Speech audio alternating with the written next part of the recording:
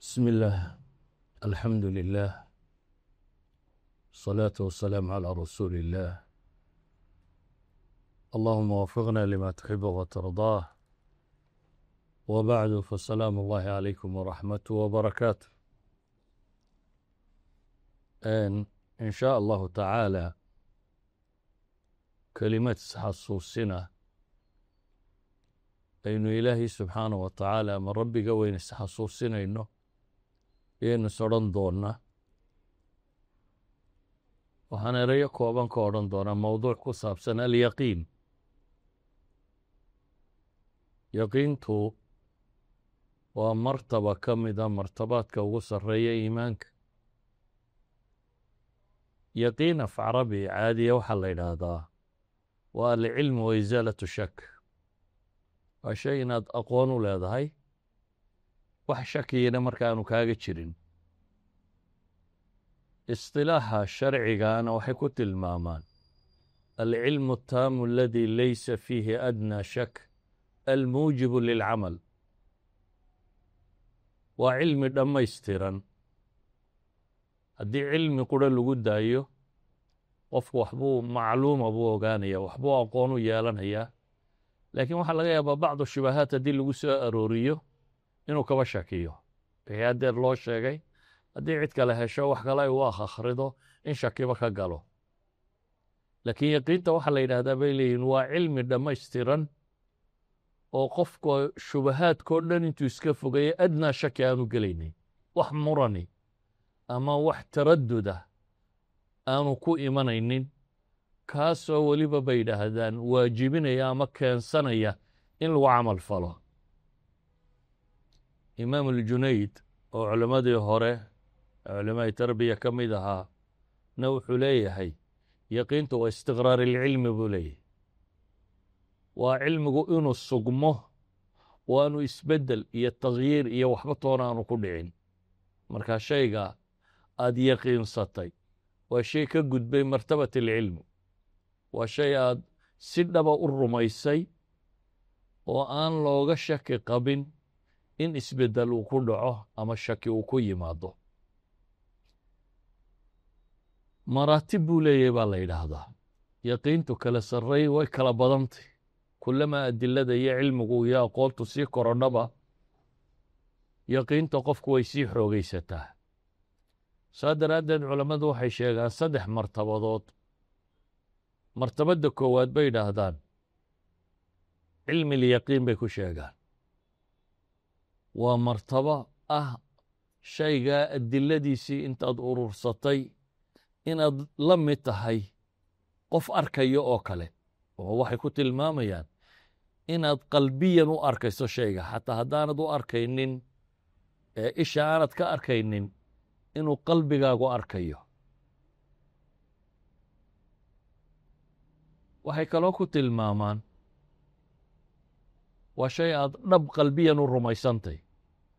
martabadaa ka sarraysa baa jirta bay yidhaahdaan, waa martabadaa caynulyaqiin, shayga inaad isha ku aragtay, wixii warkiisa lagaaga warramay aad rumaysay iyo waxaad indhaha saartay isku mid maaha. inaad markaasi sidiio aad isha ku aragtay inuu noqdo. martabada saddexaadna waxay yidhaahdaan waa xaqulyaqiin, ama inaad mubaasharaysay shaygii, inaad la dhaqantay oo taabatay. oo maalan malab baa lagaaga warramay, shay malab la yidhaahdo macaanoo caynkaasoo cid aad ku kalsoontaana kuu sheegay, waa khabar, waa lagu soo hordhigay oo waxaa lagu yidhi waa ka kan, waa mushaahad, waa cayn baad markan taagantay, waad dhadhamisay. markaad dhadhamisay waxaad xaqiiqsatay in waxani malab yahay oo aad hubisay oo dhadhankiisii garatay. waxay yidhahdaan waa xaqulyaqiin buu gaadhay. sidoo kale maalan jannada akhbaar baa inooga timi nusuusa, waynu rumaynay, yaqiin ahaan baynuu rumaynay. wa bilaakhirati hum yuuqinuun baa ilaahay leeyihi. mu'miniintii dhabtahayd markii la sifaynayey waa kuwa aakhiro rumaysan baa ilaahay ku tilmaamay subxaanah wa tacaala. qiyaamaha marka la tago jannadiiyo naarta waa la keenaya, waad arkaysaa. naartana waa la arkayaa, jannadana waa la arkayaa. dadka marka la kala dareeriyo hadhow la xisaabiyo dee jannadii waad gelaysaa practically buu qofkii ilaahay uu qoray uu arkaya. marka waa 3 martabo oo kala dambaysa bay yidhaahdaan. qofka mu'minkii marka waxaa la rabaa iimaankiisu inuu koro oo isku dayo martabadaha inuu gaadhi karo. waxa isha la saaro iyo waxa la rumeeyaa ee cilmiyan loo rumeeyey, iyadoo labadaba aad rumaysantay baa rumayntoodu kala sarraysaa. مثلا نبي الله موسى إلهي قرآن كوحوك قور رميا والله يري نبي موسى إلهي باو يري سيلو صوصي كتابك التوراة كتابك التوراة با ربي سيئي سبحانه وتعالى فرتنيها بين بو هالكاتشوغ كدب أي إلهي باو قور رمي ورك إلهي ما خبر كي يقين سمجره إلهي باو وحيوده وحلو الشيغي نبي موسى وأديق الدبادا dadkii aad ka timid dibi bay caabudeen. muuse saamiri ninkii la odhan jiray ayaa dibi u dhoobdhoobay oo wuxuu yidhi haadaa ilaahu muusa, waa kanba nebi muuse ilaahu daydeeye. dabeetana waa sii caabudeen. nebi muuse markii arrintaa loo sheegay wuu cadhooday, aad buu u cadhooday. ilaahay qur-aanka wuxuu ku tilmaamayaa walamaa rajaca muusa ilaa qowmihi ghadbaana asifa, isagoo cadhaysan oo aasif oo murugaysan ka xun waxa dadku sameeyeen ayuu soo noqday. laakiin markuu goobtiisa soo taaga u arkay muxuu sameeyey? qaala bi'sa maa khalaftumuunii min bacdi acjiltum amra rabbikum waalqa alalwaaxa waakhada bira'si akhiihi yajuru. ilaahay wuxuu leeyahay markaa cadhadii ku dhacday muuse markuu arkay ficilkii, xataa kitaabkii looxaantii uu sitay wuu tuuray baa ilaahay yidhi, oo looxantii dhulku ku tuuray. walaalkiina madaxa iyo gadhkuu qabtay isagoo gilgilaya nebiyullaahi muusa. nebi moxamed calayhi salaatu wasalaam baa markaa aayaddan qur-aan u tacliiqinaya nebigu, xadiidka imaamu axmed warinayo. nebigu muxuu ku sheegay? laysa alkhabaru kalmucaayana buu nebigu yidhi, warku la mid maaha waxa la arko. nebi muuse markii looga warramay calayhi salaam wa calaa nabiyina afdal asalaati wassalaam, markii looga warramay in tolkii dibi caabudeen wuu cadhooday unbaa ilaahay yidhi. markuu se arkay wuu ishayn kari waayo wuu bururay ilaa uu kitaabkii uu sitay looxaantii uu dhulka ku dhuftay oo ay ka jajabtay oo walaalkii uu madaxa iyo gadhka qabtay isagoo gilgilaya. sidaa awgeed waxa marka la arko waa yaqiin ka sarraysa yaqiintii caadiga ahayd.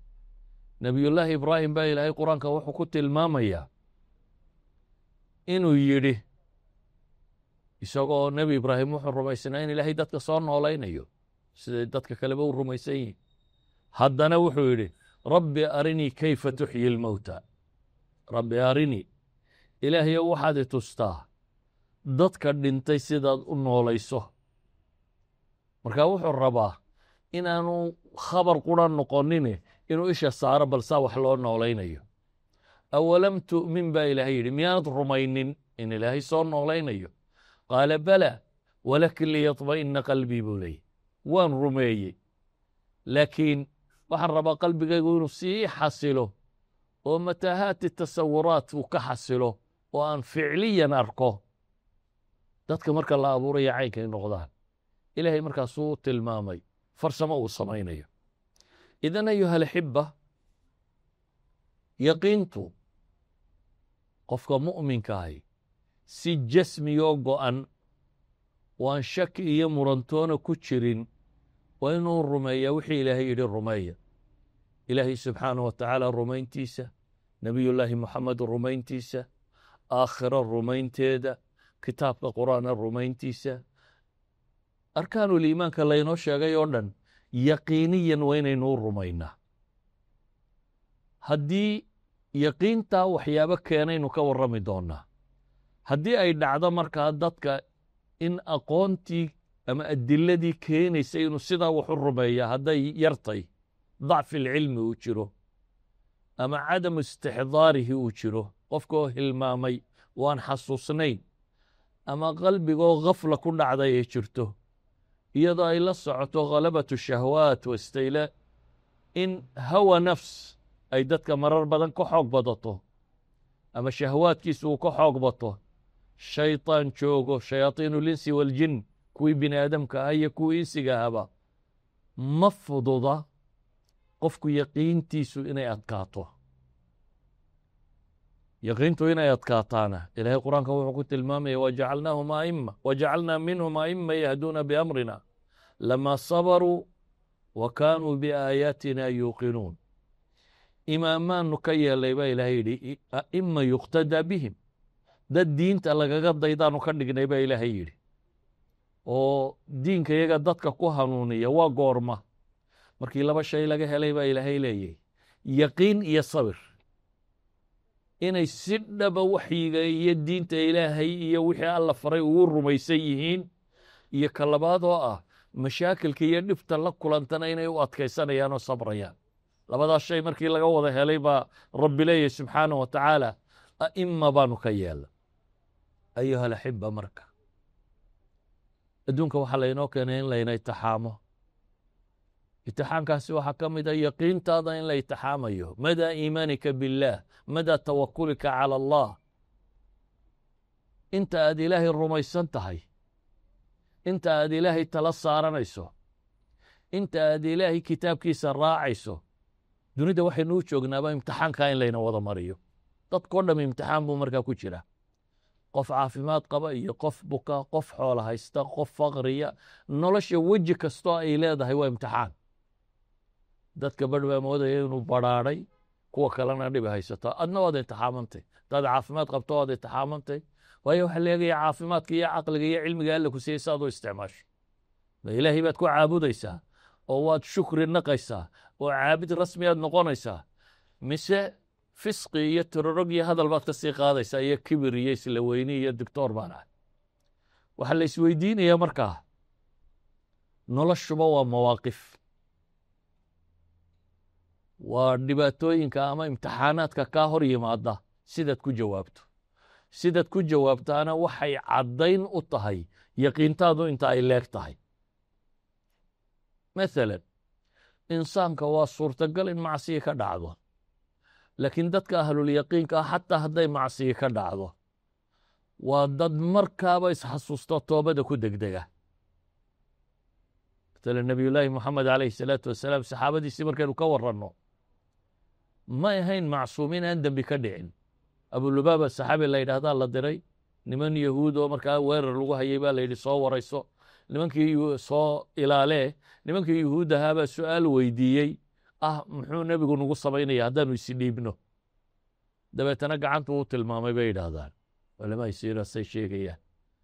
isla markiiba wuxuu gartay inuu khiyaano sameeyey oo nebiga calayhi salaatu wasalaam sirtiisii inuu sheegay. intuu yimi buu tiirs ku xidhay masaajidka uu yidhi nebi maxamed oo iga fura mooyaane calayhi salaatu wasalaam cidina iga furi mayso. yacni instantly buu toobad keenay. kacb ibnu maalik baa axaadiistu inoo tilmaamaysaa in dagaal loogu yeedhay oo dagaalkii tabuuk ee muslimiintu ay qabanayeen uu ka soo hadhay.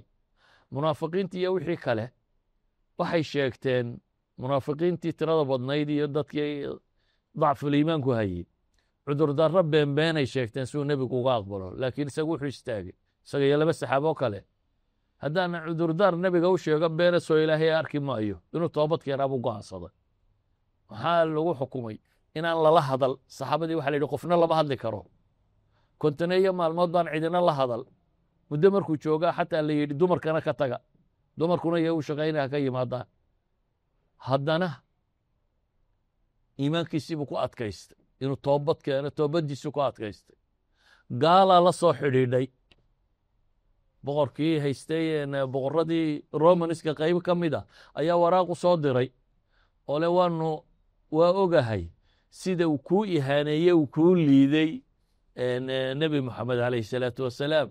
ilaahay dhul lagugu dulaysto kuma dhigine annagaa ku sharfayno ku maamuusayne ka kaalay uu leeyahy.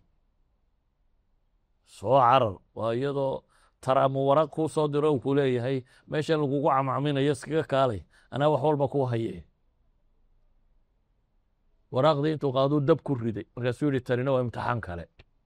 yaqiintiisu waxay rumaysantahy markaa adduunka iyo dhaldhalaalkiisa iyo maamuuskiisa iyo lacagtiisu inaan ahayn waxa uu raadacaynayo. wuxuu raadcaynaya inay tahay ilaahay subxaana wa tacaala raalli ahaanshihiisa.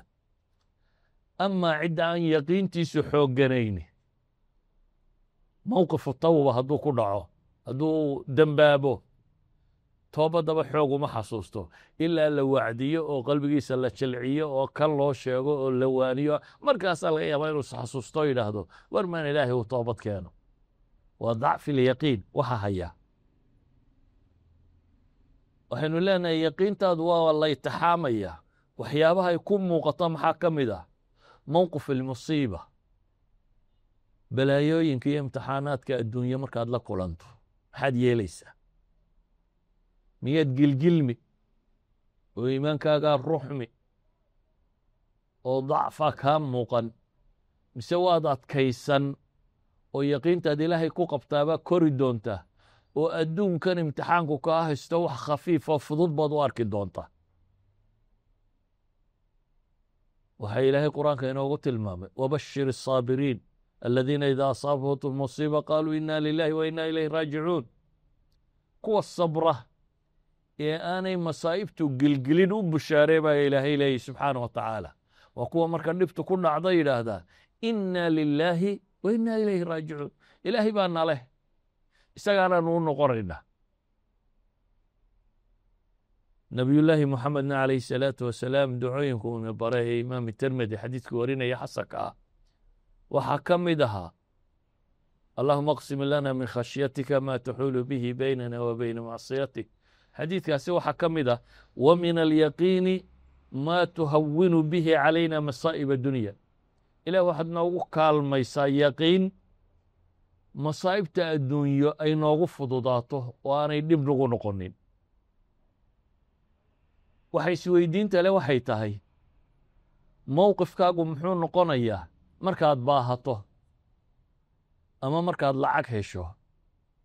mowqifkaagu muxuu soo baxaya? ma wuxuu noqon doonaa azuhd, mise wuxuu noqon doonaa inaad zaahid noqoto? zuhdiga dhabtaa waxaa la yidhaahdaa adduunku aan qalbigaaga degin gacantaada inuu ku jiro waa suurtagal. ma waxaad noqon doontaa qof shaakira oo ilaahay u mahadnaqa markaad xoole hesho, mise waxaad noqon doontaa marka xooluu kaa baxaan ama dhib dhaqaale kugu dhacdo aljazac walhalac baa kugu dhici, mid calaacaloo dadkao dhan u warramo o yidhaahda ma waxa nugu dhacay miyaad og tahay? kamaa nugu dhacay. khalqigaad waa ashtakoonaysaa. ciddaad ka ashtakoonaysaana mala waa rabbigaade. waxan baa dhacay, kan baa nugu dhacay, masaa'ibtaad tirinaysa. kee baad noqon? waxaa la yidhaahdaa boqorradii muslimiinta nin ka mid ah hishaam ibnu cabdilmelik nin la odhan jiray ayaa wuxuu kacbaduu yimi. markaasuu wuxuu la kulmay saalim ibnu cabdillaahi ibnu cumar, nin aabbihii iyo awowgii bay ahaayeen saxaabo. cabdillaahi ibnu cumar baa dhalay ibnu alkhataab. saalim buu wuxuu ku yidhi, saalim markaa waa nin caalimo culammada muslimiinta ka mid a, salnii xaajatan buu yidhi, waxaad baahi qabto i weydiisa buu ku yidhi. saalim wuxuu ugu jawaabay inii la astaxyi min allahi an as'ala fii beytihi hayra. waa boqor u soo bandhigaya maanta waxaad doontay weydiiso. dee dunidaynu maanta ku noole wuxuu is odhan laha qofka jooga fursad baad heshaye, haddiiba boqorkii uu ku leeyahay waxaad maanta rabto ii sheego waa ku siinayaaye waa fursad weyne wax qabso is odhan lahaa. saalim laakiin wuxuu ku leeyahy waxaan ka xishoonayaa buu leeyahy ilaahay beytkiisa cid aan isaga ahayn inaan wax ku weydiisto. anigu beytullaahi alxaraam jooga, ilaahay cid aan ahayn inaan wax weydiisto waan ka xishoonayaa buu ku yidhi. boqorkii wuu iska aamusay, wuxuu la sugay intay ka baxayeen masaajidka. markii masaajidka ay ka soo baxeen ayuu yidhi alaana salini xaajatak. soo baxnaya dee hadda maxaad u baahan tahay aan ku siiya, hadda baahidaada weydiisa buu yidhi. saalim wuxuu ku yidhi min xawaa'iji dunya min xawaa'iji alaakhira.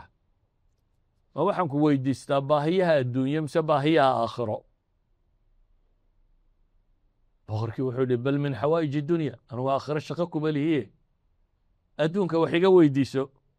saalim wuxuu yidhi wallaahi ma sa'altu اdunyaa man yamlikuha fakayfa as'aluhaa man laa yamlikuha ilaaha adduunkani gacantiisa ku jirta ee hanta xataa markaan baryaya ilaahay adduunye ma weydiista buu leeyahy mid aan waxba haysan saan adduun u weydiistaa buu leeyahy ilaahay aakhiro iyo janno iyo naar inaan ka badbaadiya kaasaan weydiisanaya ama adduunkan qiimo badan agtayda kuma leh marka wuxuu u tilmaamaya uu leeyahy rabbigii dunida lahaaba ma weydiista adduunye ma adigaan ku weydiistaa buu leeyahy o aan waxba haysanin idan ayuha alaxiba waxaynu leenahay yaqiinta qofku waxay soo baxdaa marka caadiga layay dadkao dhammi wuxuu iska sheeganayaa inuu iimaankiisu qanjaha joogo oo xaalku orayd yahay laakiin mawaaqifta bini aadamka waxaa la ogaadaa marka la itixaamo imtixaanaadka rasmiga markay galaan maalan qur-aanku qisas buu inooga warramaya ambiye la itixaamay ama dad muslimiin oo la itixaamay maxaa ka mid ah nebiyullaahi muusa waa la itixaamo waxaa la yidhi waxaa fircoon wax u sheeg fircoon buu la hadlay fircoon diintii waa rumaysan waaye bale isagaaba rabbinimo iyo ilaahnimo iyo wax sheegtay markii dambana xoog baan isticmaalayaa buu yidhi waxbaan dilayaa nebiyullaahi muuse mar kasta uu su'aal weydiiyo sida xaqaa unbuu ugu jawaabaa yaa cirka abuuray man rabu samaawaati man rabuk buu yidhaahdaa wuxuu yidhahdaa ilaahay baa ah rabu samaawaati walard waa masxuur baa tahay buu yidhi ninkaagani nin la sixray ninkaaga boqorka saan ula hadlaya anna waxaan kugu arkaa buu yidhi mahbuur inaad tahay mid halaagsamaya inaad tahay buu ku leeyahy waa boqor iyo waa waxaa muu eegin kadib baa ilaahay yidhi guuree tolkaana kaxe wuu guureeyey habeen buu socday waagu markuu bariyey ayay baddii yimaadeen xaggooda dambey eegeenoo waxay arkeen ciidamo aad u tiro badanoo fircoon soo wato marka iyagu waa dad kooban oo la gumaysanayey oo soo baxsaday habeen ka soo guureeyey dowladdii dhammayd iyo ciidamadeediina way daba socdaan xaggan ka horraysaana waa bad waxay ku yidhaahdeen innaa la mudrakuun waa layna haleelay layna soo gaadh bay yidhaahdeen layna qabay nebiyullaahi muuse wuxuu ugu jawaabay kalla inna maciya rabbi sayahdiin layma haleelin ma dhaci karto taasi buu leeyahy aniga macayga waxaa ah rabbigay isagaanay hanuunin doono subxaanahu wa tacaala isagaa jidii bixin u fiirso marka lagu eego maanka bini aadamkee dhow iyo qofka caadiga aan ilaahay iyo awooddiisa iyo qudradiisa rumaysnayn caqligiisa marka lagu eego xagganna bad baa ka xigta xagganna waxaa ka xiga ciidamo tiro badanoo aanay u babacdhigi karaynin qofkaasi wuxuu rumaysanayaa meel loo baxsadaa inaanay jirin ila xagganna bad baa kaa xigta xagganna ciidamadii ku eryarayay baa kaa soo xiga laakiin nebi muuse wuxuu arkaa waxaan oo dhammi makhluuqii ilaahay inay yihiin baddana in ilaahay leeyey fircoon iyo ciidankiisana in ilaahay abuurtay awood ka sarraysuu rumaysan yahi oo waxanba maamusha marka awoodda makhluuqu uma muuqatee awooddii khaaliqa u muuqata saa daraaddeed buu wuxuu ugu jawaabay kallaa ina maciya rabbi sayahdiin aniga ilaahay baa macaygaa oo i hanuuninaya ilaahay subxaanahu wa tacaala markaa wuxuu leeyahy waa u waxyoonna nebi muusaan u waxyoonna oo maxaa loo waxyooday an idrib bicasaaka albaxra baa la yidhi usha badda ku dhufo waxaa laga yaabaa innaga haddii layna odhan lahaa usha badda ku dhufta inaano uli maxay bad ka taraysaa ul iyo bad ul bad lagu dhuftay waxay samaynaysaa ma muuqato laakiin cidda tiri usha badda ku dhufo waa ayo waa rabu samaawaati walard waa ilaaha badda leh ee usha leh ee qawaaniinta fysigiska isagu dhigay qawaaniintan fysigiska aynu materialka ku adeegsano ilaahay baa u dejiyey laakiin qawaaniintan ilaahay ma xukumto ilaahay awooddiisa qaanuunkani ma xukumo maadaama uu nebi muuse sidaa yaqiinsan yahay markii la yidhi usha badda ku dhufo waa ku dhuftay kamuu labalabaynin markuu ku dhuftay maxaa dhacay fanfalaq baa ilaahay yidhi baddii waa kala dilaacday fakaana kullu firqin katawdi alcadiim dhinac waliba wuxuu noqday sidii buur weyn buu noqday waxa intaa ka cajabsan oo ilaahay tilmaamaya waddaa loo bixiyey طariiqan yabasa bad haddii meel laga kaxeeyo waxaynu filaynaa dee inay dhooba noqoto ila waa meel biyo ku jireen haddii xataa biyaha laga saaro waxaad rajaynaysaa inay dhooba noqoto ilaahay wuxuu leeyahay nebi muuse iyo ciddii la socotay waddo engegan baanu u samaynay baa ilaahay leeyahy waxaa laga yaabaa dadka iyo faraska iyo wax ku liman lahaayeen haddii meeshu ay maxay qoyaan iyo dhiidh iyo dhooba noqoto ilaahay wuxuu leeyahay halkii baddu ahayd intaanu dilaacinaan waxaanu uga dhignay dariiq yabasa jid engegan oo uu mara baanu uga dhignay qisadu markaa maxay tilmaamaysaa iimaankiisu xadku gaadhsiisnaa yaqiintu ilaahay ka rumaysnaa intay leekayd ilaahay qur-aanka nebi kaluu inoogu tilmaamaya nebigaasi oo gaboobay oo sheegtay sifaat ay adag tahay inuu ilmo dhalo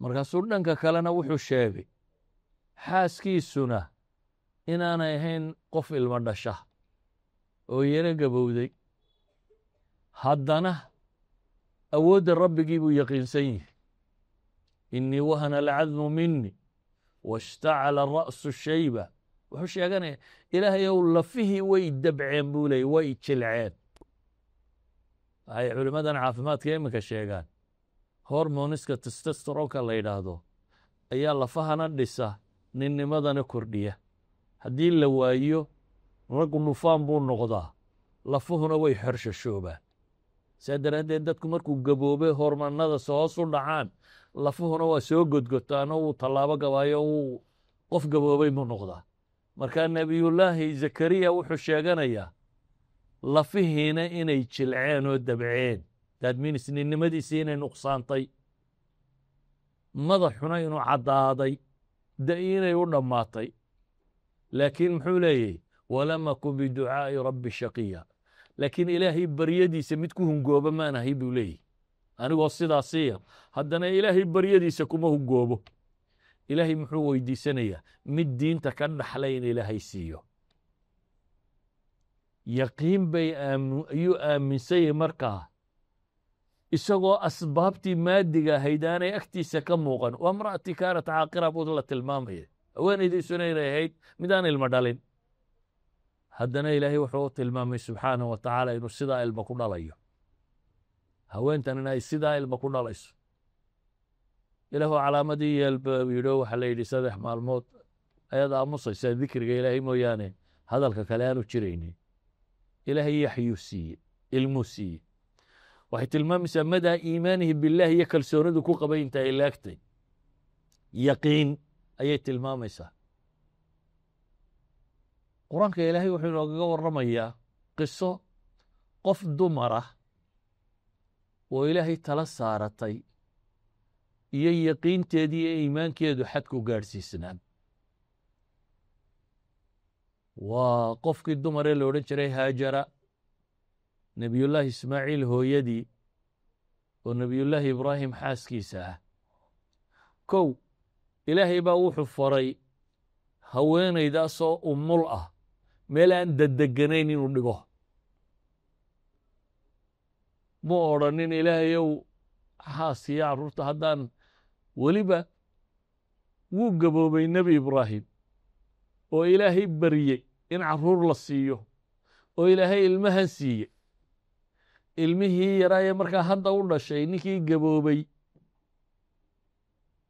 ee ilaahay ilmaha yar siiyey ayaa waxaa la yidhi ilmahan iyo hooyadiiba qaad oo waxaad geysaa meel aan cidid deganayn waa meeshan hadda maka la yidhaahdo maka markaa doox bay ahayd 2 buuro ama buuro dhexdood doox ku yaalla waan daddeganayn degaan ba ahayn biyana lahayn mu odrhanin ilaahayow saan meeshaa cidlada ah carruurta iyo qofka dumara u dhiga muu odrhanin ee wuxuu fuliyaa markii ilaahay wuu soo kaxeeyey haweenaydii oo umul ah ayuu soo kaxeeyey umushuna waa marka dumarku ugu jilicsan yihi dabeetana halkii intuu dhigay ayuu wuxuu uga tegey qarbad biyo ah iyo qarbad timir ah, in yaroo biyo ah iyo in yaroo timir ah oo weel ku jira. intay hayn kartaa timir iyo biyo la sidaa? intee muddo intee leg bay dad hayn karaan? wuu iskaga dhaqaaqay markaa. haweenaydii way yaabta, waxay ku tidhi, ibraahimow intay ka daba timi, xaggaad nagaga tegaysaa? ma meeshan aan dadba deganayn, wax la weheshadaba meelaan lahayn, intaad dakeentaad daga tegaysaa? lamuu hadale uu iska socda. su-aashii bay haddana ku celisay, war ma meel aan cidiba deganayn, wax la weheshadaana oo lin baad nagaga tegaysaa? muu la hadale uu iska socday. mar saddexaad bay ku celisay. markii dambey su-aashii si kale u dhigtay. waxay tidhi, allahu amarak, inaad halkaa cidladaa intaad na dhigto nagaga tagto, ma ilaahay baa ku amray? markaasuu ugu jawaabay, haa, ilaahay baa wuxuu amray intaan idin qaado meel aan cidiba deganayn, intaan idin geeyo, inaan idinkaga tago, waa amarkii ilaahay. dabeetana waan fulinaya. yaqiintaasuu qabaa. haweenta tani iyana yaqiintaa mid ku dhadhow bay leedahay. maxay tidhi? idan laa yudayicuna. hadduu arrinku yahay ilaahay baa yidhi halkaa inta la dhigo ha laga tago, haddaa ilaahayna dayici maayo bay tiri. baahan mayno, mar haddii rabbi sidaa sheegay, baahan mayno. labadaa qof yaqiintooda qiyaas. nebi ibraahimna ilmihii yaraaye uu ilaahay beryeye la siiyey, iyo xaaskiisii intuu meel cidlaa dhigay inuu kaga tago liajli inuu ilaahay rumaysay oo ilaahay amray daraaddeed. haweenayda tanina waxay leedahay, wixii ilaahay ii amray haddaan fuliyo, inaanan dhumaynin ama khasaarayn ama dhibi ii soo gaadhin maan rumaysanay bay iyana leedahay. yaqiintaasay qabtaa. waa ka xadiisku sii tilmaamaya markaa muddo markay joogtay in biyihii go-een, ilmihii yaraa jaanqaraaray, gaajooday, waxay siisay ay u weyday, naaskii guray. dabeetana isri bal ina dad iyo wax lugaynaya inaad aragto.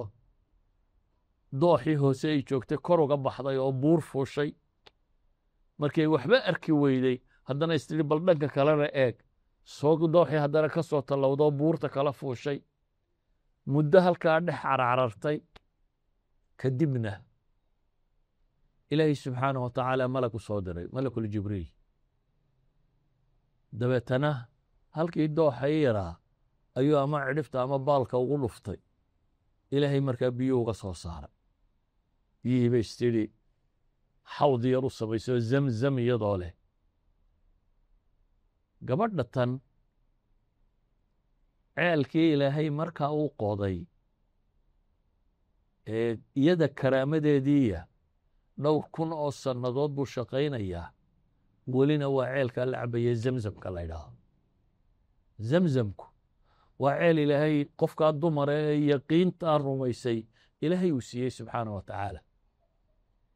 innagana si laynoo xasuusiyo qoyskaasi yaqiintiisa, siiba qofkaa dumara iyo madaa iimaaniha birabbiha wa tawakuliha calayh, inta ay ilaahay rumaysnayd ama yaqiinsanayd, iyadoo layna baraya waxa layna yidhi xaj baa laydinku leeyay.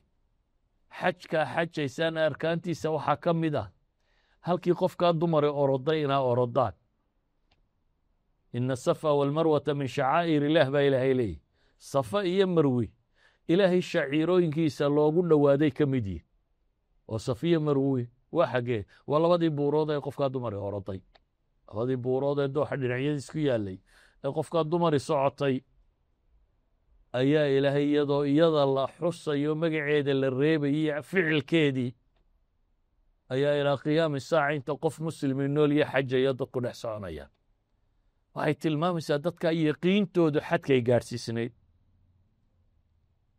waa mar kale ah nebi ibraahim laftiisa iyo wiilkii u dhalay ismaaciil ahaa markuu soo koray ee nin noqdayna ilaahay baa haddana yidhi gowrac. dabeetana wuxuu rabay inuu gowraco. mididuu soo qaatay isagoo ilaahay amarkiisa fulinaya markuu ku dhaqaaqayna ilaahay baa subxaanahu wa tacaala yidhi an sadaqta nebi ibraahima waad rumaysay wixii lagu faray dabeetana ilaahay kabash cadiima buu ku furtay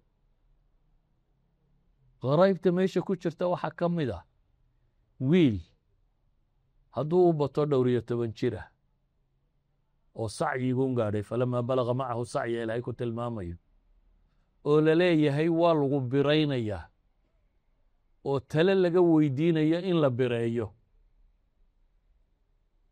maxay kula tay la leeyay waxaan rabaa inaan ku gowracee oo leh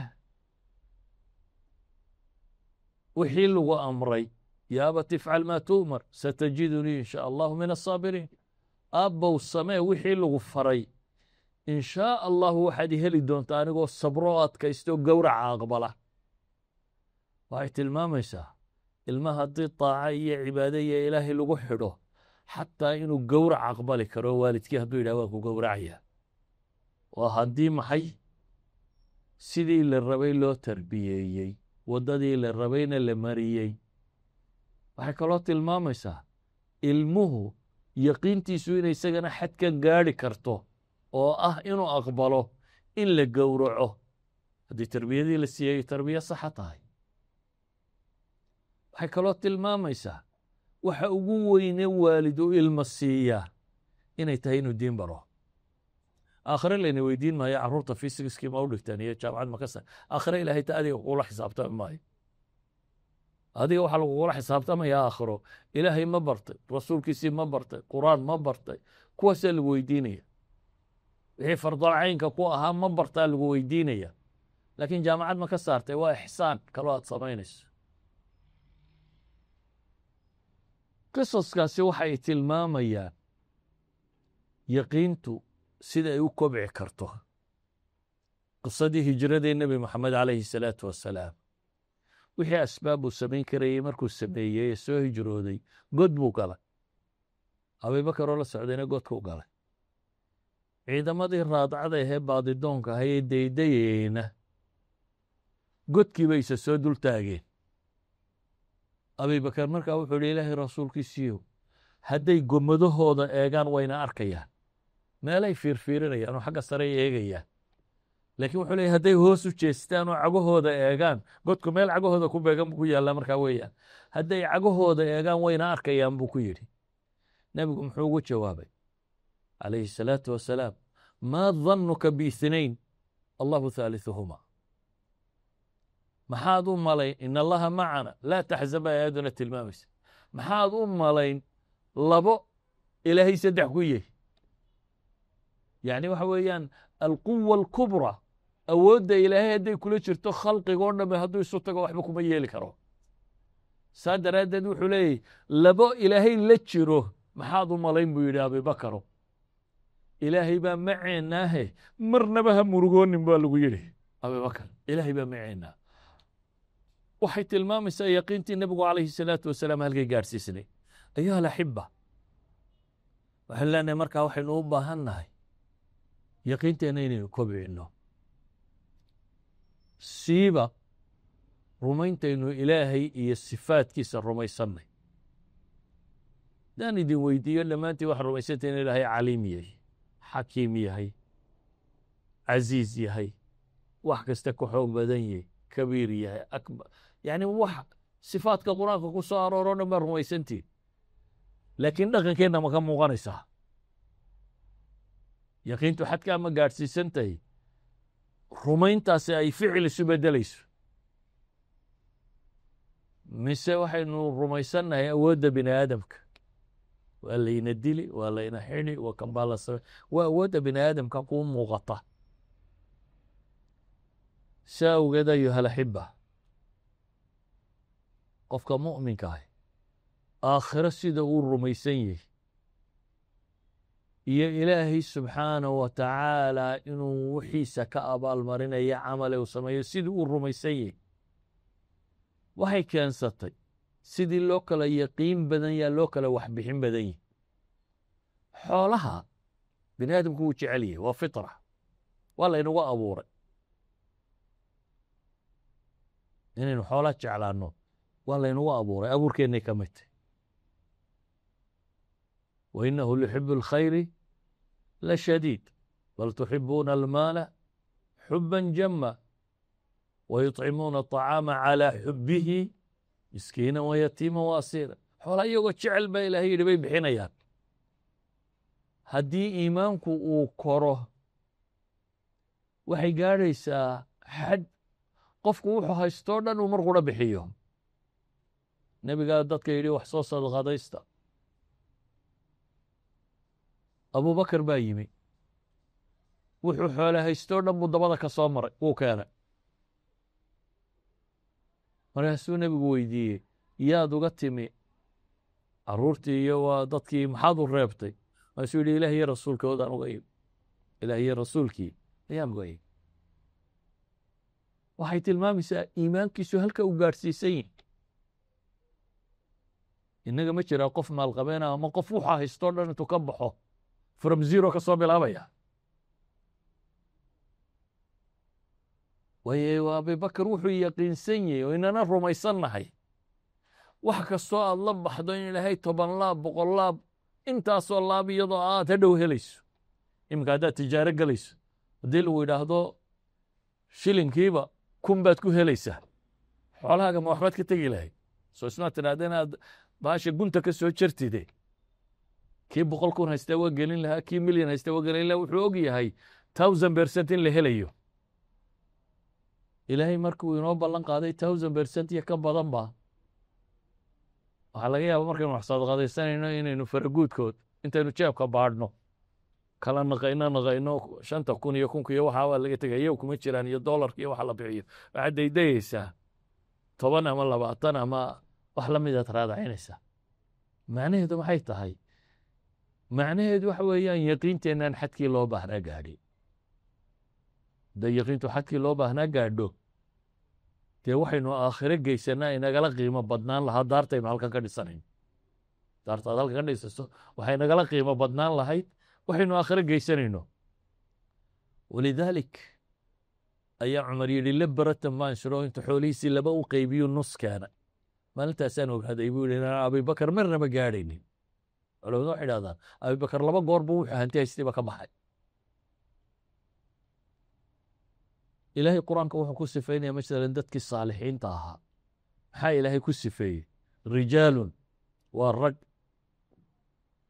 iyo dumarba waa loo jeedaa oo maxaa jira laa tulhiihim tijaaratun walaa baycun can dikri illaahi wa iqaami asalaati wa itaa'i zakaa marnaba kama mashquuliso beec iyo shiraa ilaahay xuskii iyo salaadda oogiddeeda iyo zakada bixisteeda kama mashquuliso innagu haddii aad ku yaro jirto dhiila aad u fiican aad lacag badan ka helayso salaaddiina la aqiimo bal dib u yaradhi salaadda waad tukan doontaa insha allahu ye ka gaadhsii horta lacagta tan laakiin kuwan ilaahay markuu sifeynaya wuxuu ku sifeeyey adduun baac mushtarkii iyo lacagtii iyo ribx la helaa kama mashquuliso ilaahay dikrigii iyo salaad la oga iyo zaka la bixiyo ayuha alaxiba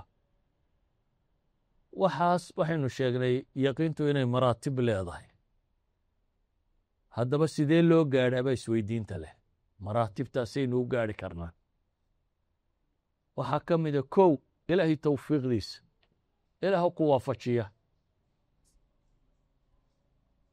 2 waxaa ka mid ah diintu aynu aqoon u yeelanno siiba ilaahay kitaabkiisu aynu baranno oo fahamno soomaalida waxaa caan ah inay carruurta la jecel yihiin inay qur-aanka dhigtaan waxaa ka muhiimsan dadka waaweyne inuu dhigto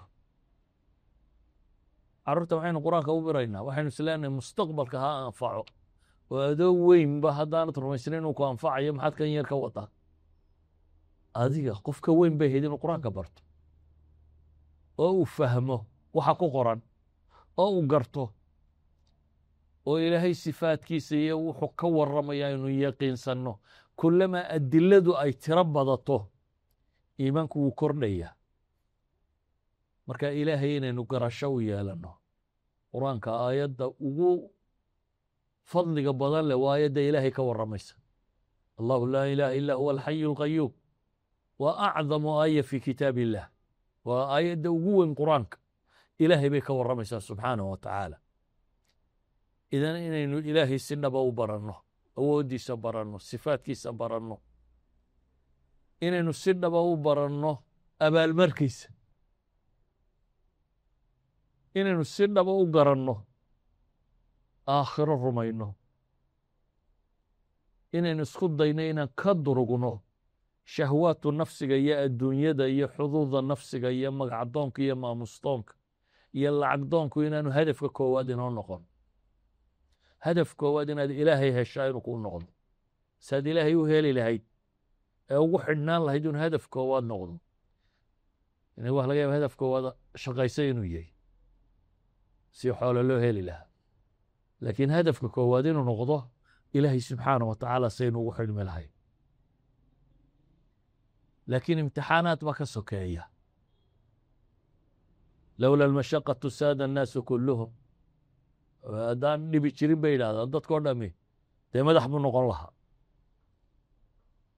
yaqiinta haddaynu gaadhno cilmiga ku salaysan iyo xuska ilaahay aynu badinno midhaha ka dhalanayaa midhahaasi kow inaynu ilaahay jeclaanno oo khalqiga o dhan ka jeclaanno inaynu ilaahay cabsidiisu inugu weynaato oo wax kastoo aynu qabanayno isweydiinno ilaahay raalli ma ka yihi isagoo kuga cadaabaya ilaahay ma kuu cadhoonaya macsidan haddaad samayso miyaad ilaahay ka xishoonaynin wuu ku arkayaaye inay agteenna ku weynaato rajadaynu ilaahay ka qabno inuu raxmaan raxiim yahay oo janno aynu ka barino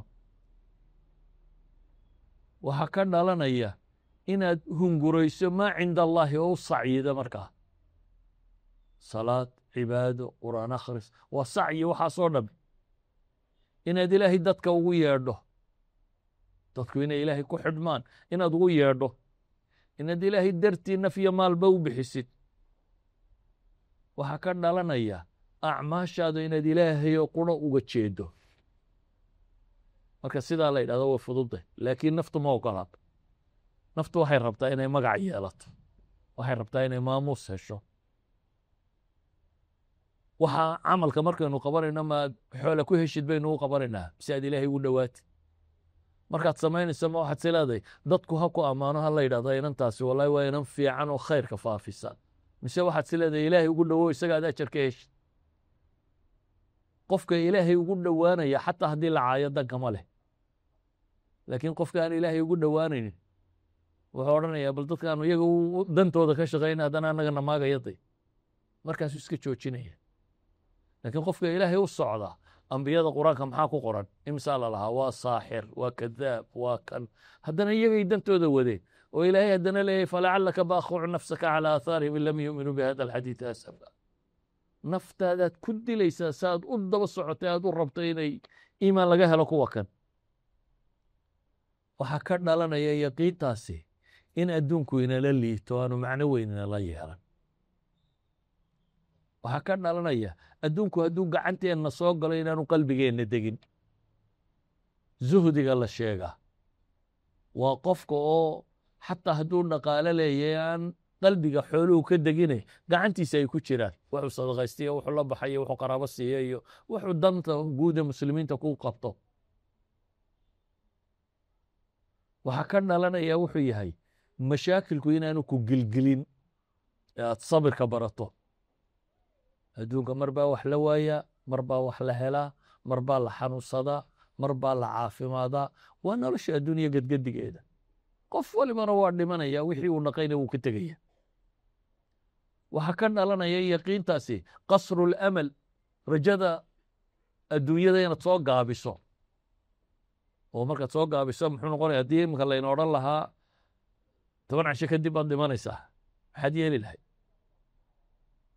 ma u malaynaysa inaad adduunka fekeri lahayd hadii lagu yidhahdo 10 casho kadib waa naftaa lagaa qabanaya waxaad ku soo ururi lahayd bal astakfirullah badi iyo salaad maxaad tukan karaysaa iyo waayo noloshii baa lasoo gaabiyey qofka muslimka ee dhabta ahi noloshu way la soo gaabantay wuxuu rumaysayay tan inuu ka tegayo waan loo sheeginuune inuu dilku xukuman yuu ogyi waan lagu odhan un baraad dhimanaysaa ba saa damba dhimanaysaa saa dambada la sheegaya wadnu iskaa taagaa laga yaabaa inaad adduunka tagto saa daraaddeed qasru lamal rajadan dheere ah waad insha allah hadhow baad toobad keeni doontaa iyo sanadadan dambaad diinta baran doontaa iyo beriga dambaad salaada badin doontaa dadku saasay in badan isleeyihin yaa kuu sheegay inaad sanado dambe haysato idan inay qasru lamali nagu jiro yaqiintaasi waxay keensanaysaa acmaasha saalixa wixii aynu awoodno inaynu imika ku sii dadaallo saxaabadii nebiga calayhi salaatu wasalaam khudbadeeye wuxuu yidhi qumuu ilaa jannatin carduha asamaawaatu walard iyadoo dagaalkii lagu jiro war u kaca janno cirkan iyo dhulkanba ballaceedu yihi saxaabi timir cunaya ayaa timirtii iska tuuray isagoo le bikin bikin bikin waa eray marka la farxo oo kale la ydhaao ayuu timirtii tuuray maxaa jira baa la yidho tan inta aan dhammaysanaya haddaan sii noolaada buu yidhi waaba cimri dheer waxa la dheer midharh timira intuu dhammaynayo wuxuu rabaa ka soka inuu janno galo timirtaa inta aanu cunin inuu jannada galaa buu doonaya ayuha alaxiba yaqiintu markay sidaa u kobocdo xataa laa ilaaha ila allahdaad ku dhawaaqaysa hadday xad kaa gaadho nebiga calayhi salaatu wasalaam baa saxaabadiisii maalin ka baxay markaasay hore u waayeen dabeetana way shakiyeen dee meeshuu dhul layskaadayo laisdilaya bayde war nebigii malaa waxbaa ku dhacay waa baadidoon tage iyadoo baadidalladayde iyo nebigiiba waxa ugu soo horreeyey qof arka meel xaa'ita beer bustaan isagoo nebigu ku jira waxa u soo galay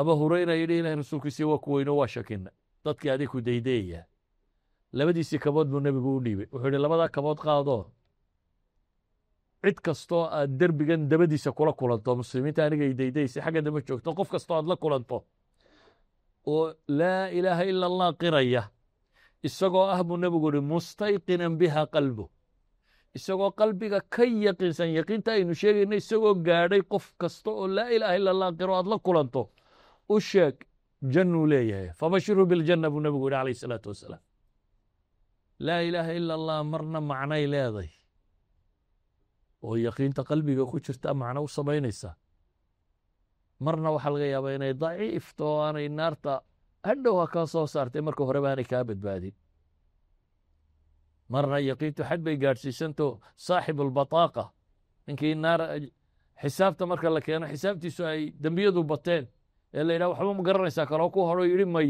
la yidhi mid baanu kuu haynaa bataaqa yaroo laa ilaha illa allah ku qorantaa la soo saaray waa laa ilaaha illa allah ikhlaaska iyo yaqiintu ku badan tahay saa daraaddeed bay dunuubtiisii o dhan ka xoog badatay waxay keensanaysaa hadday yaqiintu fiican tahay aayaatulkown iyo aayaatulqur'aanba way ku anfacayaan qur-aanka marka laguu sheegana qalbigaagu gelayaa ilaahay khalqigiisa markaad u fiirsatana ilaahay weynidiisa iyo cadamadiisa kuu muuqanaysa ilaah sidan wax u dhisay ee adduunkan dhisay adduunka waynu iska nimi unoo dabeetana wax caadiyo inoola ekaada waxaad qiyaastaa iyadoo aan dunida cadceedi jirinoo subax qurona halkaa ka soo baxdo dadku ma meel kalu u kici lahaa mise iyadu maa la daawan lahaa adduunkan ilaahay baa abuuro saan u dhigay aayaadkiisa markaad aragta markaa waa inuu ilaahay weynidiisa ku tustaan iyo ilaahay farsamadiisa iyo ficilkiisu suuyi ama haddaan yaqiintu jirin kuwaas ilaahay wuxuu ku tilmaama wa fi lardi aayaatun lilmuuqiniina baa ilaah yidhi dhulka iyo waxa khalqiga jooga aayaad baa ugu sugan kuwa ilaahay yaqiinsan kuwa kalena wakaayin min aayatin fi الsamaawaati waalardi yamuruuna calayha wahum canha mucriduun tiro badanaa baa ilahay yidhi inta aayad cirka iyo dhulkaba ka muuqata oo ay soo marayaan iyagoo haddana ka sii jeeda baa ilaahay yidhi waxba aanay ugu filayn yaqiintaadu markay fiican tahay aayaddu ku anfacaysaa iimaankaagu markuu xadkaa joogo ayay aayaddu ku anfacaysaa aayaadku waxay ku anfacayaan ama yaqiintu waxay kugu bixinaysaa mushkilad kastoo kugu dhacda inaad sabirto fasbir ina wacd allahi xaq walaa yastakifannaka aladiina laa yuuqinuun baa ilaah yidhi sabir baa nebi maxamed lagu yidhi ilaahay wuxuu kuu yaboohay waa dhab yay ku fudaydsanin baa ilahay yidhi kuwan aan yaqiinta haysani kuwanaan yaqiinta lahayni yay ku fadaysanin. idan ninka muuminkii ama gabadha muuminadda wuxuu rumaysay fa ina maca alcusri yusra, ina maca alcusri yusra. wuxuu rumaysay inuu ilaahay tala saarto subxaanaه wa tacaala wax kasta oo dhaca. wamaa lana an laa natawakala calى allahi waqad hadaana subulana. saa daraaddeed aliqdaamu cala ashadaa'id bay yidhaahdaan. yaqiintaasaa ku bixisay inay dunida o dhan saxaabadu ka hor tagto. labadii dowladoodee dunida ugu waaweynaa inay mar qura la wada dagaalamaan. muddo yaroo 12 sannadoodoo dowlad 1000 sano soo jirtay inay baabi'iyaan. bershiya oo 1000 sannadood ka badan dowlad ahayd 15 sannadood bay kaga takhalluseen. romanska intii ugu badnayd wakhti yar bay ka qaadeen. muddo aan aad u badnayn 80 sano meelaha taariikhtu markay maraysay min china ilaa sbain bay ka telinayeen. shadaa'idoo dhan dunida miyaan dhibi jirin, miyaan ciidami jirin, kumaankum ciidana baa joogay. yaqiin bay ku dhaafeen iyo iimaanka ilaahay rumaysnaayeen iyo xaqay u socdeen. ayuha alaxiba, waxaan ku soo koobaya ilaahay aan baranno subxaanaه wa tacaala, oo aan baranno sifaadkiisa iyo weynidiisa iyo cadamadiisa iyo jalaalkiisa. aan baranno ilaahay awooddiisa iyo waxbixintiisa. aan baranno ilaahay iyo abaalmarkiisu siduu u weyn yahay, jaziilu nicmati, iyo waxa uu nimcayna siiyey. aan baranno oo garanno adduunkan in ilaahay maamulo, gaal iyo muslimba in ilaahay maamulo. aan ogaano adduunkan allaha abuuray baa ka taliya. kuwa kibray bay culammadu yidhahdeen baa kaneeca dishay. xabad kaneeca ah, boqoraa oo dadka leynayey ayaa midh kaneecii dilay. idan aan yaqiinsanna taasi maxay ku imanaysaa? inaynu ilaahay diintiisa u dhega nuglaanno oo baranno oo ubadkeenna barro oo ku tarbiyayno. inaynu ogaano arsaaqda ilaahay baa bixiye, duldul laguma helo. soomaaliya fadhiiso weyde, sababtuna waa maxay? bariiskii baa meel kasta intay ka heleen ku qanci waaye. kii yurub tegey wuu soo socdaa, kii xagga joogay wuu sii socdaa, kii soomaaliya joogay wuu ka sii socdaa, kii xagga joogay waa ku sii socdaa. qolo walba waa soconaysaa un. meel laba la fadhiisan waa. kaanama arsaaqdu wareerka ay ku jirto, in la wareero unoo la ordo ay ku jirto. waxaan leenahay yaqiinteennu waxaynu u baahannahay inaynu diinteenna intaynu baranno si fiican u fahmno aynu ku dhaqanno. yaqiintu waa aqoon rumayn isu bedesha, dhaqan iyo noqota waxuu qofku noloshiisa ku maamulo. salى اllahuma calى nabiyina muxamedi wعalى alih وصaxbihi waslm walxamdu lilaahi rabi اlcaalamiin.